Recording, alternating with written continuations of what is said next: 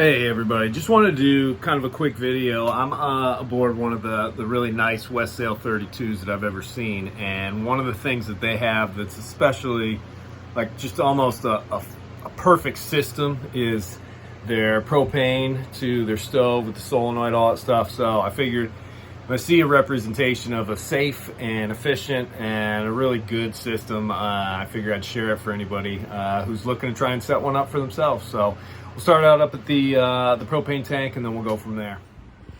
So this one's located in the lazarette on Sparrow. When you open up my hatch, you've got, actually I keep 60 pounds of propane in here. But this one, what we've got is an isolation box and fully weather stripped, so it's airtight.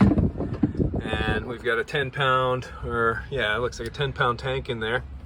The nice part in here is we've got a nice gauge to give us a good idea of how much gas we have on. Open it up, yeah, we're way up there. But essentially you've got your vent right here.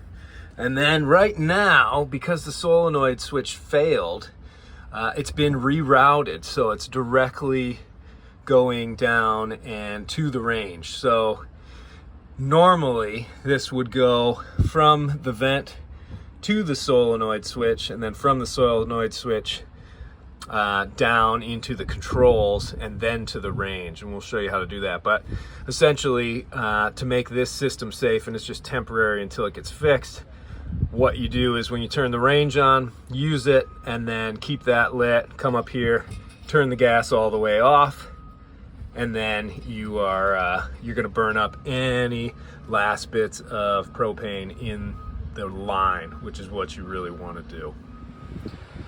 So again, once it comes down here, we've got our solenoid switch. This is a Trident gas control panel.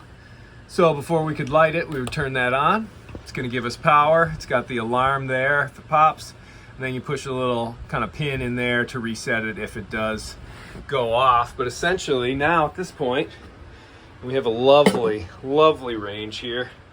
We could turn on our burner, and then by clicking this, and I have to kind of do them both at one time, so we'll do this one, push that on, and then it's got a little clicker, so you don't need to use lighters and all that sort of stuff. That again is part of the safety feature. And I've turned the gas off, so it won't go. But it's also a beautiful range they've got. It's a Broadwater marine stove, just absolutely stunning. Huge room. It's really good. So yeah, essentially we're gonna do that one more time. We go ahead, turn our gas on. We're gonna head down below. We've got our switch on, we got our light. So now we go ahead, turn that, push it in, and boom.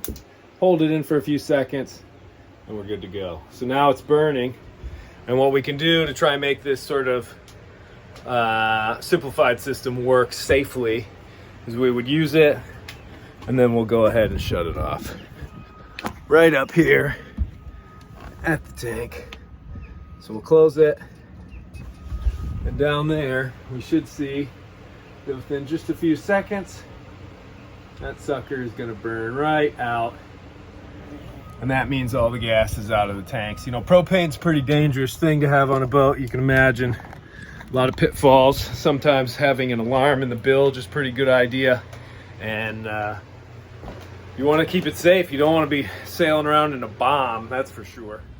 So again, just to reiterate, what really makes this safe, it's in an isolation box. So that is airtight. Any leaks, any venting, anything going on in here is gonna stay in this box and won't go into the lazarette. And because propane is heavier than air, it'll go down into the bilge, and that's where things get dangerous.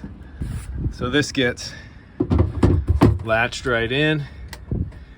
Connect all these up so it's airtight, and that's good to go. And essentially, you got yourself a pretty safe system. Now, one last little note, when the system is up and running, everything, the solenoid switch and everything, and the solenoid acts as a cutoff there.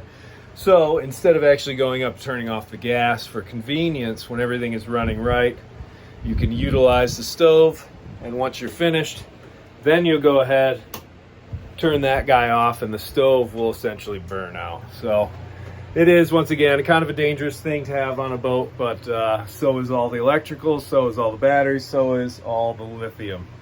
You can't beat around it, and you just got to make sure you mitigate as much risk as possible. So hopefully that was cool. Hopefully that helped. And if you ever smell gas on your boat anywhere, make sure that you're opening everything up, try and air it out. Don't ever light a lighter or a match to see if you can find out where it is.